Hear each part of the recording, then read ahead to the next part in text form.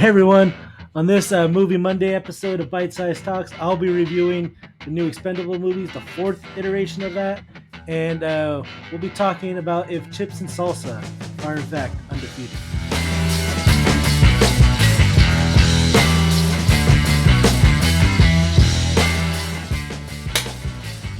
Hey everyone, welcome back to BS Talks. This is a Monday movie episode. Of course, my name is Gary, aka Hempy. With us, of course, is Julian. Say what's up, man. Hey everybody, this is Julian or Joop. Hope everybody's doing well. We'll see what Gary has for reviews today. Yeah, so I checked out the new Expendables 4. Have you? Are you a fan of the series? No, not really. I remember when the first one came out. The first one was like, I think everybody was pretty excited about. Yeah. Um, it had it was one. I was like, man, Stallone's making another action film. Like, Yeah. come on, dude. But like, it was the novelty of bringing back all these tough guys. It kind of reminded me of. Did you ever watch the original Predator movie? Yeah, I did.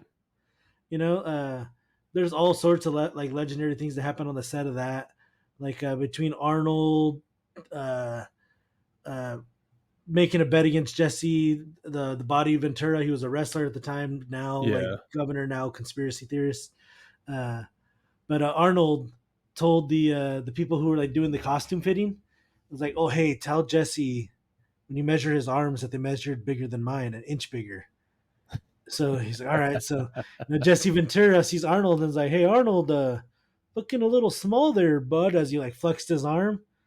And Arnold's like, I'll bet you a case of champagne. And they're like out in the middle of the desert. Like, I'll bet you a case of champagne that my arms are bigger. It's like, I'll take that bet, you know? And of course, Arnold's were like 2 inches bigger than his, like, because the guy was a freaking beast. Um, but I think that's like what Expendables was like. Just bring back all your action stars, like Jason Statham from all the what was the driver movies he was always in? What were those called? Dude, I don't Um, know. you don't remember? Dude, I'm They're terrible. yeah. You know this. I forget what the movies were called. But it had that had Randy Couture from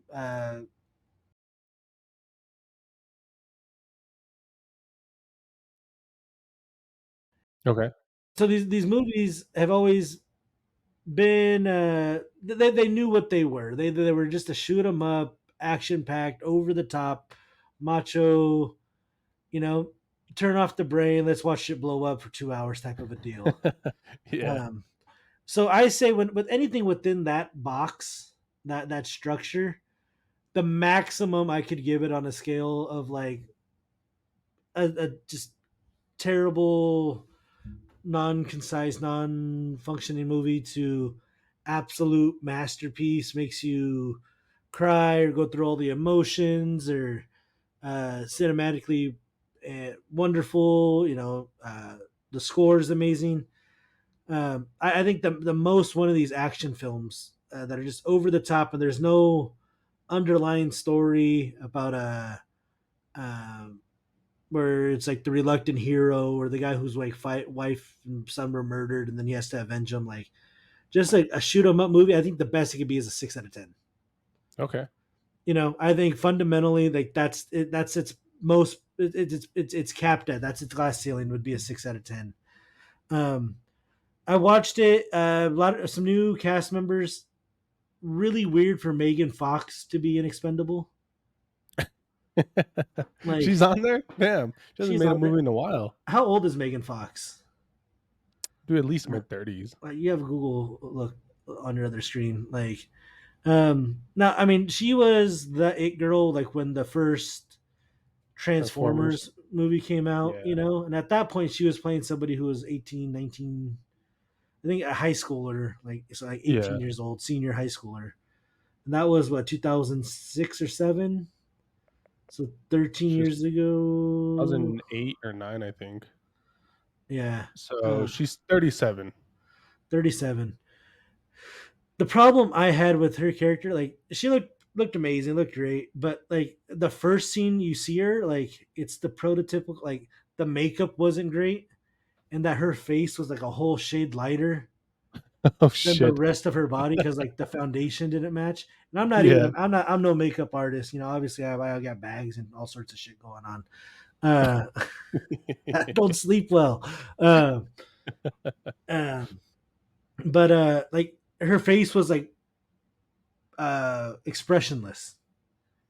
Okay. It was like they were afraid to show even like a smile wrinkle or a forehead scrunch or something, you know. And I'm just like, I get in Hollywood they're always fighting aging, Yeah. but it was like, we know you're not like a, 1920, like you know, like you're not supposed to be. You're in here with all these wrinkled uh men, like it's okay for you to be a gritty ass kicking girl. Like they didn't do that over the top with Ronda Rousey in she was in the what, the second or third Expendables. Yeah. I I think don't the know. I third didn't one. watch any of that. Yeah, here it is. The movie scene, I guess. Let me see. Um, that's I don't think that's like the opening scene. Um, but like uh, it just, her face like just had like no. It looked so fake. It almost looked like a mask. Um, Okay. and she's not somebody. I mean, I've never. I know she's in like some movie where she's like supposed to be like a special ops person, so maybe she's trying to switch into more dramatic action roles. But like when they had Ronda Rousey at the time, she was the face of the UFC, Yeah. right? Like she was, in that discussion of like, could she beat a man of her weight? Like not just a man, but another professional fighter. She was known to be an ass kicker. So bringing in uh, Megan Fox was like, is it genuine or is it disingenuine to like to somebody who would have like someone like I don't know if you remember Gina Carano. No. She was she was an MMA fighter who was like very attractive and everything, but she was like the marquee MMA fighter before Ronda Okay. took over. Like she kind of opened up the door for a Ronda Rousey. Like she people weren't ready to see somebody like Gina fight, and she is actually like came out in movies. She had a big What was her movie, name? Gina Carano. She had a big movie taken away from her because of something she put on Twitter. Of, I think a fairly conservative standpoint, and Ben Shapiro's platform actually like made like a straight to stream movie with her, like where she was like on a homestead and had to defend. Um, but like she's been in a number of movies, but again, she was somebody who was like a legit fighter. You Okay. know, she was casted in movies because she was also really attractive, but also a legit fighter, and that's not a reputation Megan Fox has always had. Yeah. And I think it's kind of weird that she's fallen into that. Maybe she's doing like her John Wick type shit, right, on the side, training and trying to get proficient in that to open up Yeah. another avenue rather than having to breathe the heartbreaker in the movie. But like she was in it, that was kind of weird to me. I was just like, her character was weird. Storyline, again, it's how inventive can you get? There's a bad guy, they need to kill him. Shit goes happens. People, Yeah. it goes doesn't go to plan. They gotta improvise. Every time they kill someone, they say something snarky, like I love those what do you call them? Corny or quirky both. movies. Like it, like like next beer's on me. Like after they like killed him like with a beer bottle through his head or some shit, uh like take a break after he breaks his arm or like like it just like it's always some like it's too they're trying to catch into like I think what like it used to happen in movies like in Die Hard, like yippee ki yay motherfucker, like Yeah. that was like there would be one or two of those lines throughout a movie, and this like every death had one of those, and just like come It got on, old. yeah, I got old quick. Unlike Megan Fox, who they're trying to make it seem like she didn't get older at all. Not hating, not hating. I'm just saying it was like just come on, be realistic, be more practical. Um, they did do some stuff that like I'm a fan of those movies. Like, if you're gonna make it over the top, have some fun with it. Like, Yeah. um, you know, I won't ruin any plot points, but like at one point they have motorcycles that have machine guns mounted to them, but they're not like you can't like aim them; they're just directly shoot it. So if you want to hit somebody, like you have to do like a wheelie, or like you have to tilt That's it, funny. like yeah. So like they come up with like a cool way to kill one of the guys using that, like so yeah, like that was a unique thing, but it's almost to the point like where the Fast and Furious movies are, Yeah. where it's like they're dropping like a fucking 70s Challenger out of a helicopter onto a Dude, freeway. those movies got so out of hand. I think they're on their 10th one, right? I haven't watched the latest one. Yeah, I think that the 10th one is coming out soon, or I if think not, it's I think already it's out. out on stream already. Oh, I okay. think it came out in theaters when had my broken leg. But it's like like the first five or six were mostly driving based. You Yeah. know, even like okay, we're gonna use these really fast cars to move drugs for the cartel Yeah. through the desert. So we're gonna have like these modded. Okay, I get that. You need some street racers. Cool. But when I think in the ninth one, they sent a Fiero into space. Yeah. It's like, shut the fuck up. Like, get the fuck out of here. Like, um, um, and so that's why like this brand of movie, I think, has a very low ceiling of what it can achieve. Like a perfect one of these movies would be a 6 out of 10. So looking at it within its world, to where now it could be actually have like a 10 out of 10 action film. Yeah. I would give it like a 7.5. Wasn't great. Um, wasn't bad either. But when you normalize that across all movies, you take that 7.5, you multiply it by six, it gives you with like a 4.5, Okay. 4.55, right? So I So would give it a 4.5 out of 10. the critics on this, they're pretty harsh. They give it a 17%, so almost a 2 in your scale, Yeah. which Um, makes sense. yeah. Which like again, it's an easy movie to hate. Yeah. You have to watch it within the realm of what that movie is. Yeah. You know. So if you go into it like trying to compare it to fucking Schindler's List, Jurassic Park, um, like I'm just saying, like movies that like I put like all time cinematic greats, like A Bronx Tale, Yeah. um, uh, like movies I love, Tombstone. Like you try to put it against those overall 9 out of 10 type movies. Uh, maybe something more recently like Sicario, Maverick. You try to put it up against those. Yeah, like it is a terrible movie, Yeah. but you have to watch those within the lens of what it is. You Makes know, sense. you can't watch a foreign film and be mad that you had to read fucking subtitles. Like Yeah. you can't hold that against the movie. You're like, well, fucking it was in French the whole time. Like, well, it was a French movie. Like, don't be mad that you had to read subtitles. Like it'd be like you watching some anime, some Japanese anime, and be like, well, it'd be nice if I knew what the fuck they were saying. Like, like it's like, Within anime, it's funny. A lot of people are very for, oh, you have to watch it in Japanese and read the subtitles. Otherwise, you're not a true person who likes anime. I And mean, some people just take that to heart. Like you have to watch in the original audio. that's how like the Quran is. You know that, right? Like, Yeah. you can't say like you're reading the Quran unless you know to read it in like pure Arabic. Uh, Yeah. Otherwise, the translation and like you're not really following the word of it if you have to take an interpretation of it. Um, Yeah. Fuck that. I rather listen to it in a language I understand. I'm too lazy to read. yeah. Good thing Unless it's a really good anime and the episode hasn't come out in English, fuck it, I'll watch it in Japanese. I was say I remember I used to watch Dragon Ball in Japanese and be like, "What happened? I don't know. I have to watch it like in 2 weeks. Like the English sub comes out. Like,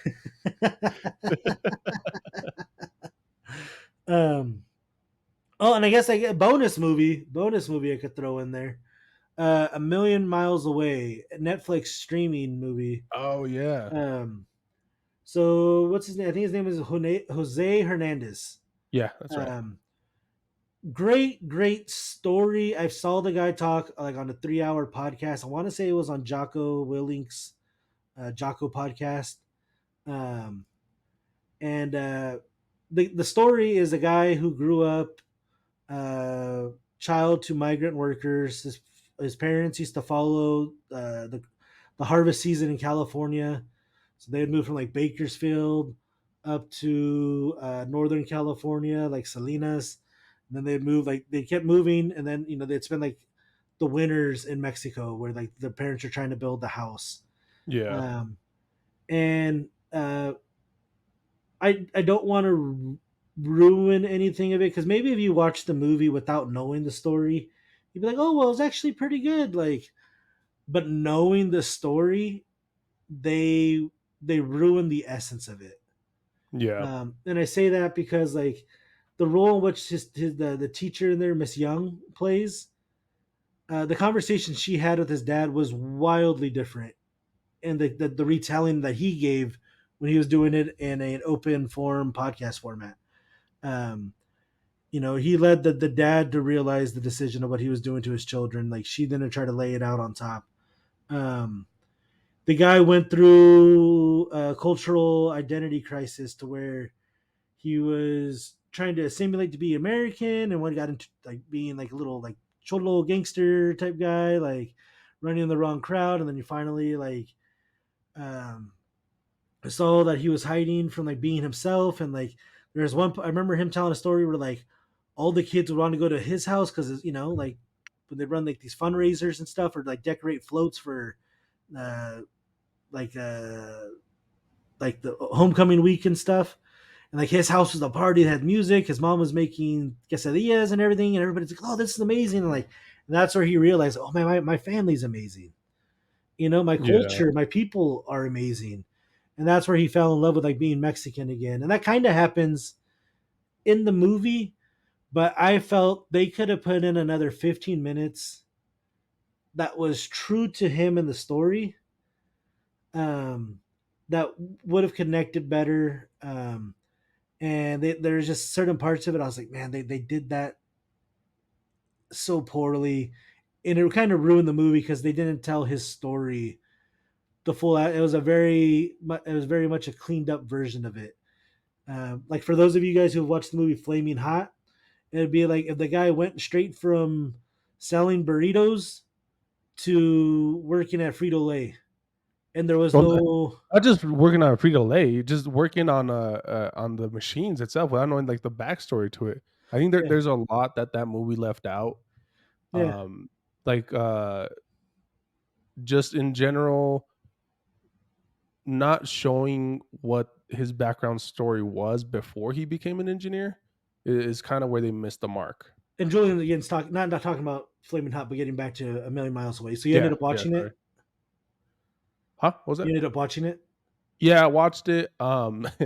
So in the movie, you know how he rolls up to his new job, it has these cumbias playing, and Yeah. just people are looking at him like, "What the fuck is this guy doing?" Dude, I felt so identified with that. Going into college and then just playing my Mexican music full blast, and then everybody just staring at me. I'm like, "Huh, maybe I shouldn't do that." Dude, every now and then I'll get on a Mexican music kick. Um, Yeah. like the listen to quite a bit of the Tucanes. Oh, yeah. So Well, I you don't. like the old Mexican music. You don't But like the see, newer Mexican music. that's what it is, because that's what I like. When I started listening back to Mexican music, it was the stuff that like reminded me like being at the family parties with, I guess, my uncles Yeah, and shit were playing. You know, like to me, yeah. like um uh you'll probably, I'd have to look it up on my phone, but I'm using that as my camera. Um, you'll remember the guy, but the song is "Alá un rancho grande." Allá en el rancho grande, Grande. allá Eh, donde no viví. me Yeah. vi. Like to me, like that little like that, like to me, that's the Mexican cadence in my head. Like that's like if you ever needed a Mexican cadence, Mexican soundbite, like that's a little like trumpet like rhythm section that you play. Because like I remember that song so prominently at like it came on at every family function, you know. Yeah. So I remember like I was like, oh yeah, Mexican music, like you know, like like that was my go-to jingle. You know, it was nothing Yeah. else. But yeah, like I never got into Mana or you know, anything like that. It's um, and dude, but I hated that music when I was growing up. Like I had Really? such a dude, partly because my brothers beat anything like you know, like I was freaking supposed to be a little gangster apparently. Like they wanted me to listen to nothing but like West Coast hip hop music, gangster rap, you know. So I think that was the thing. Like I just hated anything that wasn't like that. That wasn't Tupac. That wasn't Ice Cube or Snoop. I Like see. you know, Yeah. that I don't know what the fuck they're saying. You know, like really had like I kind of know now. I'm like okay, Yeah. left, right. Like I'm picking up certain every third word, but back then, dude, I had nothing. I couldn't pick up anything, and I was just like, oh, they've been listening to this, and then oh, dude, you know what could go to hell? Stambarazo. What's that? Tamborazo? Fucking That one is rough to listen to. dude, it's four assholes with pots and pans just banging them for 30 minutes straight. That's all I like. That's all I hear. Just bam, bam, bam, bam, bam, bam, bam, bam, Dude, I could listen to 1 or 2 bam, bam. songs. Like I don't mind it, but dude, a full night of that, I don't think I could. There's no way. yeah, like dude, like mariachis, I'm cool with. Like now, you know, I don't know Yeah. any fucking song. I feel like this old coworker I had when I worked at a trucking company. Him and his buddies would get ripped. They lived in San Diego. They'd get ripped and go down to like TJ or you know Yeah. down there, right? All those like border towns. Oh yeah, we'd be drunk at a bar, and the mariachis would come up like, "Hey, a bunch of white guys. Hey, play that Yeah. one song, One Ton Tomato." Like one ton tomato, yeah, one ton tomato, one ton tomato, one tanamera. Juan Marena, yeah. Oh, um, shit. which is actually a good segue. Okay, so well, 1 million miles away because I hated the way they butchered the story, and I'm a Michael Pena fan, who's the main actor in it. Uh, I have to give it a 4 out of 10. No, shit. Now, without knowing the backstory or without knowing his actual story, what would you have given it? It's hard for me to go and do that. Yeah. Um, it's so hard for me not to factor that in because like Yeah. I was wanting that, and I feel it takes away from so much of his struggle. It takes away from so much of his identity, the Yeah. things he had to do to embrace himself at the end, enjoying Mexican music again as he's pulling up to NASA. Right? Yeah. Spoiler. Uh, but it takes away from that internal struggle he had, um, and why his story was significant. Like you know, I guess if I had to like artificially inflate it, I don't think it was a great movie. I'd say maybe 6.5, but I think the fact that they butchered the story brings it down to a 4. Yeah, and I'm right around there, maybe 7, 7 out of 10. Uh, but critics, gave it a 89, which is basically a 9, and Yeah, the audience gave it a 96, which makes yeah. sense. I think it's a really good feel good story if Yeah. you don't know what the real story was. You Yeah. know, um, again, I would give if anybody wanted to watch a story about a Latino, a Chicano making it, somebody who comes from a migrant family, going and becoming something in corporate, like you know, going beyond what their normal probably reach would have been. Go watch Flaming Hot. Yeah, Flaming for Hot, sure. solid. Dude, I love that movie. Like, Yeah. maybe like a 10 out of 10 shouldn't exist, but it's up there. Like it's right up there. It's such a good movie. It's clever. It's funny. It embraced his cholo side. You Yeah. know that aspect. He embraced all parts of his culture and showed how that was used to his advantage at a certain point. Yeah. Um, but I don't know the story beyond that. beyond what I saw in Flaming Hot. I don't know much about that guy, so I can't. I don't know if they Hollywooded it up. I'm sure they had it to an extent, but um, the way they and again because it wasn't like there was some restriction with A Million Miles Away that would have prevented them from actually telling the story. You know, the interaction between his teacher and his dad, like the story he lays out um, uh, in that interview that I watched was so much more intricate. And the teacher used like judo on the dad and like used his own knowledge and his strength against him. You know, Yeah. like Oh, it was uh, good. yeah.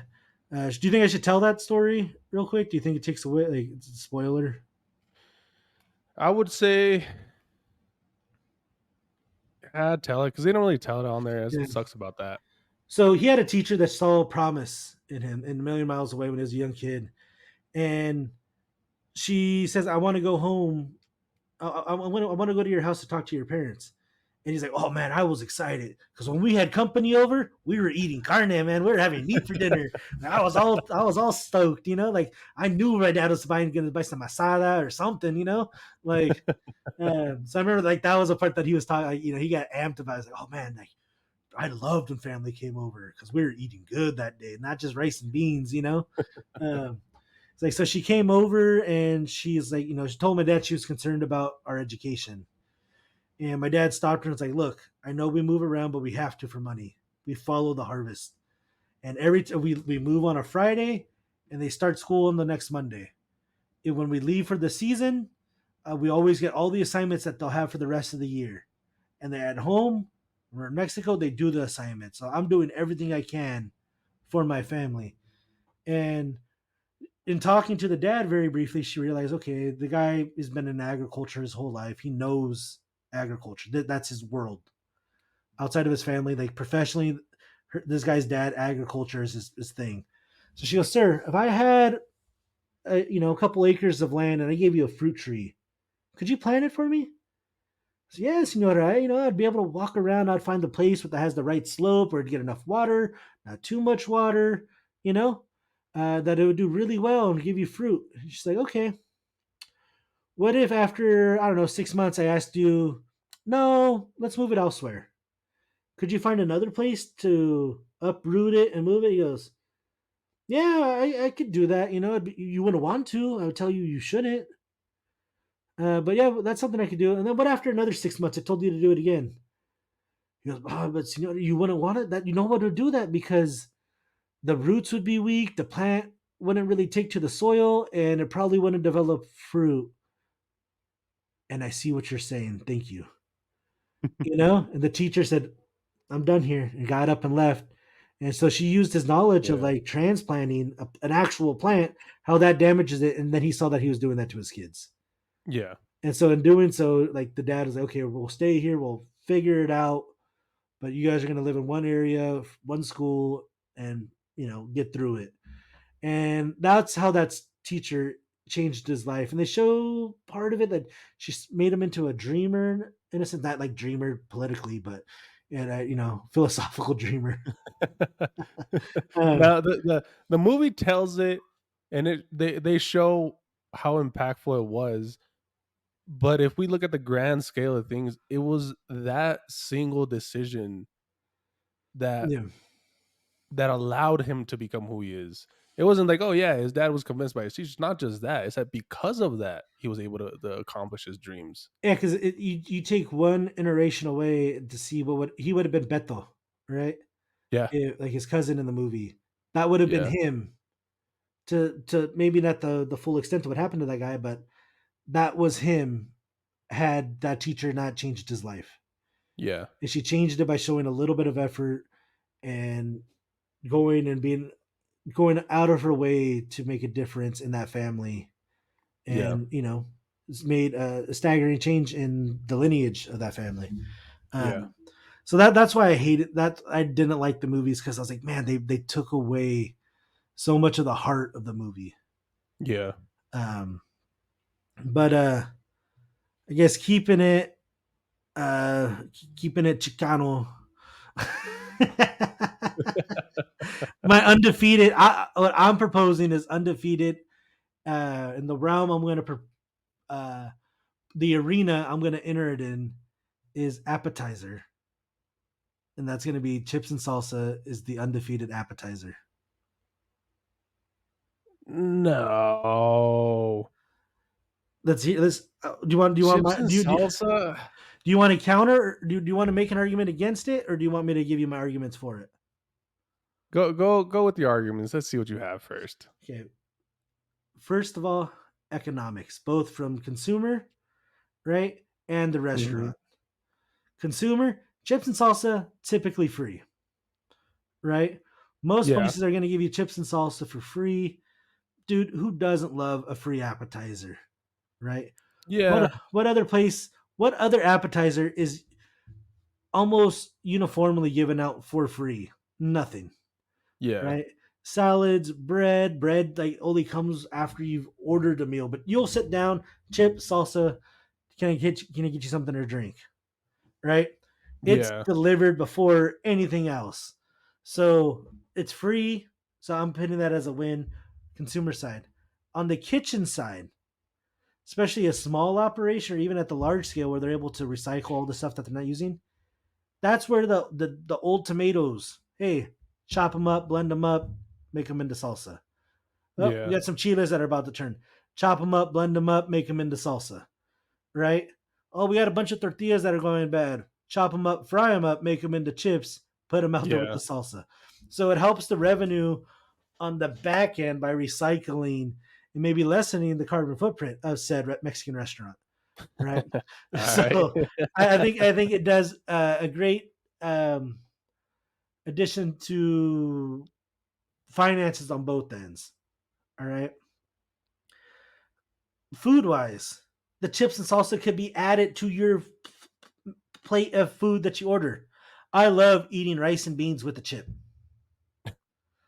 You know, and Yeah. like, dude, I don't know. Growing up at my grandma's house, like, unless you were eating something that was served in a bowl, you should probably be able to eat it with just tortillas, right? Like, unless it's like fucking Yeah. enchiladas or, but like, dude, you can sit there if you just got rice, beans, and eggs. Like, you're expected to like make the little tortilla scoop, right? You Yeah. sit there, channel and like use that as a little scoop, or at the very least, take one, right? Do the Mexican roll, roll it up, have that little tortilla spear, and use that to move things around on the plate. Yeah. Um, but like, dude, a chip is just that wasn't an option at my grandma's house outside when we had pozole. Like that was something that she'd buy when we eat pozole to have chips on the side to kind of crunch and munch, you know. Yeah. Um, but dude, I love like when I go uh, to like the typical Mexican place I go to in town. I'll order two sopas and a plate with rice and beans, and then my rice and beans. I'll sit there like I won't use a fork on them. I'll hit it with some hot sauce. Um, and dude, I'll just use the freaking the chips to eat it up. Yeah. The salsa, dude, you can add that to your rice if it's a little bland. You can add that to whatever you have, right? Outside of asking for extra hot sauce or extra sauces, like it's in addition to it, it complements the rest of the meal. And then post meal, you're still not full. Ah, can we get some more chips and salsa? Right?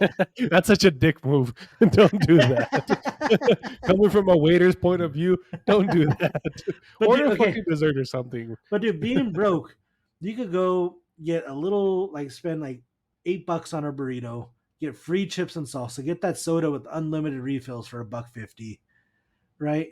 Be all in at $12 and have more than your share, right? And like even you could potentially like say, I'm gonna take half this burrito home. I want to just chips and salsa my way out of here, right? Now, a fair warning to those that try that, that waiter's gonna be pissed off at you. And I get it, it's the struggle and you're looking to save money, yeah. But that waiter, that's how they're making their money. Like this motherfucker is eating chips and salsa like there's no tomorrow. What the Yeah. fuck? But And a lot of restaurants have actually started to charge for a refill on the chips and salsa. Like at least where I'm at. I'll see Um, that like the second basket, right? Like, yeah. yeah, that's where you say no. Like you go with multiple people, be like, okay, we're all separate checks. I get my basket, They get their basket, they get their basket, and they get You their fucking basket. cheap ass.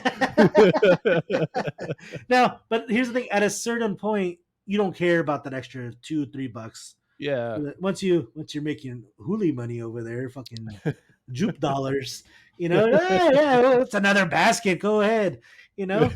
But the chips and salsa, the fact that it's free makes it undefeated because it's for the people, by the people, cabrón. Yeah. Like, um, you know, and I don't know any other appetizer that does that.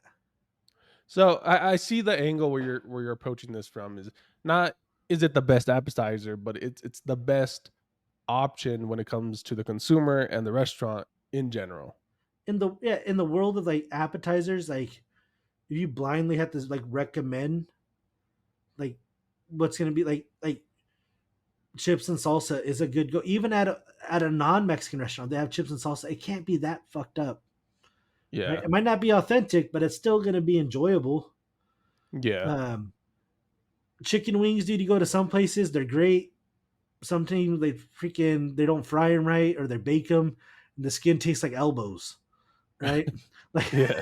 and I I don't know choose why you elbows. I don't Elbows know is why a you've been nicer. pinching elbows, buddy, but all right. Just like like I could say another body part that has this type of aesthetic to it, but I'll keep it pretty PG here. Uh, but like a soggy chicken wing, like oh that sucks. You know, Yeah. um, jalapeno poppers, like it could be a world of difference what they put inside for the cheese. Yeah. Um, Now, when it comes to chips and salsa, the salsa does make a huge difference. yeah, If they have a shitty salsa, dude, that plate is ruined, or those chips are ruined. they're not I'm not gonna be eating it. ruined, They but, are. I'm but not you're also using team it. I'm not skinny eating it. guy, team fat guy. Like there is no bad. It's like pizza. There's good, there's better and worse, but there is no bad. Like Now, when it comes to chips and salsa, I put a lot of emphasis when it comes to the salsa, and I like when they give you like the three different options. Um, but if it's a shitty salsa, I don't even want to try those chips anymore. now my household that I grew up in, like so with my dad makes the best chip and salsa. Like not chips and salsa, chipping salsa. Like Okay. because some people, because to me like for me growing up there was salsa. Like I always said there's salsa and then chile. Like Yeah. and my the way I with my understanding the way I broke it up um was one that we just said chili. That's the white shit. That's beans and meat. Like that's the Texas chili, right? Yeah. Uh, Chile can either be like just like a jalapeno, right? Like, or Yeah. but if it comes out like in a bowl, right? Like for dipping, like it's something uh that's something that's more of a puree. It's Yeah. more of a almost. It's not uniform mixture because there's like seeds and stuff, but it's mostly pureed. It's mostly uh, a smoothie like consistency. My dad, he makes but some traditionalists might call more like of a Tex-Mex or like paste picante, like thicker salsa where Okay. the tomatoes, half of them are blended, half of them are in chunks. Yeah. It's a chunky salsa. It's a you can scoop it and it stays on chip salsa, not just the chile one where you dip, right? Yeah. You can't scoop chile, right? It's just gonna puddle out. Yeah. It's gonna run off the side of the chip. You can only pit it. It covers the face of it, and like that's it. My dad's is dippable. You could have volume and like height of flavors on top of said chip. Um, A chunky salsa for my chunky boy. yeah. But but just like guacamole, right? Like some places have it to where like when they make it in molcajete, cabrón, There you go. you have to emphasize What is that. that called in English? Do you know? I think it would just be. I'm trying to think like in chemistry, they call it like a mortar and pestle. Oh yeah, so Like it's they just to mortar. grind it. Yeah. Yeah, that's essentially what it is, like more fundamentally. But um, But like if you're making guacamole and that, like it's a thicker one, right? It's more of Yeah. the chipping Yeah. guac to where the one that they puree that they just pour over tacos or something, right? Like Yeah. that's to me that's more like the equivalent of what like to salsa, like more of a chile, right? In those two worlds. Um, so again, I grew up in a chipping salsa household. Like my grandma's like her salsa like was more what I would put in the classification of a chile, you know. And Yeah. like I remember my Nino Weddle, Uncle Rosendo, he would say like, "Your dad's salsa, it's so fucking good. Like I just want to put like fucking shrimp in it and eat it like a cocktail." Like because Mexican shrimp, by the way, Mexican shrimp cocktail is way better Oh than yeah. American shrimp cocktail. American Yeah, shrimp cocktail 100%. sucks. It Like does. after one or two, you're like, I mean, I'm fat, so I'm still gonna eat it, but like Dude, it's still shrimp, so I'm gonna eat it. But it's not nowhere near the first time I had like a Mexican shrimp cocktail. I was like, what in the world? My stepdad's dad made it. And I was yeah. like, this is I don't know why it's in a I don't know why we're eating out of cups. I don't know why we're adding ketchup to it, but this is amazing. Dude, have you ever tried aguachiles? uh, At least that's what we ceviche. call them. Huh? So I've had like a rendition of ceviche called aguachiles. It's similar, yeah. But yeah, it's shrimp in a fuck ton of lime juice and like a little bit of chili or chile rather. So I mean that's the basis of ceviche, right? Like just shrimp, Yeah. shrimp ceviche. It's Yeah. similar. Yeah, I guess you can call it the same one either or. But dude, that shit is amazing. That for an appetizer, dude, I love that thing. But that's an expensive appetizer. Yeah. That's like cabrón. If you order that, you're not getting dinner. Like I guess I haven't ate lunch or breakfast all day, so right now I'm just starving. So I'm just thinking of all these foods in my head. yeah, uh, yeah, yeah, because ceviche is weird, right? Because I'm not a huge fan when it has like too much shit in it.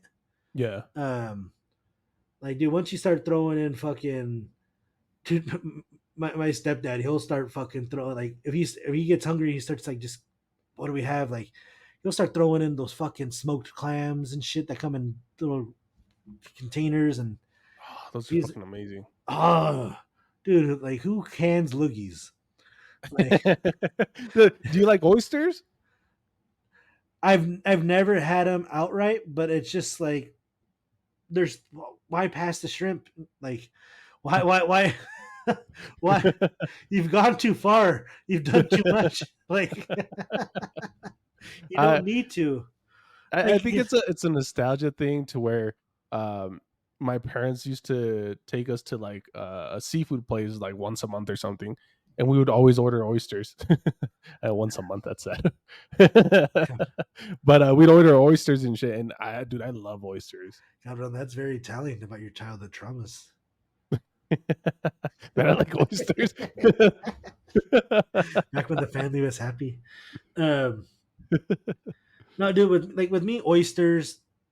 It's one of those things people say they like it, but do they really?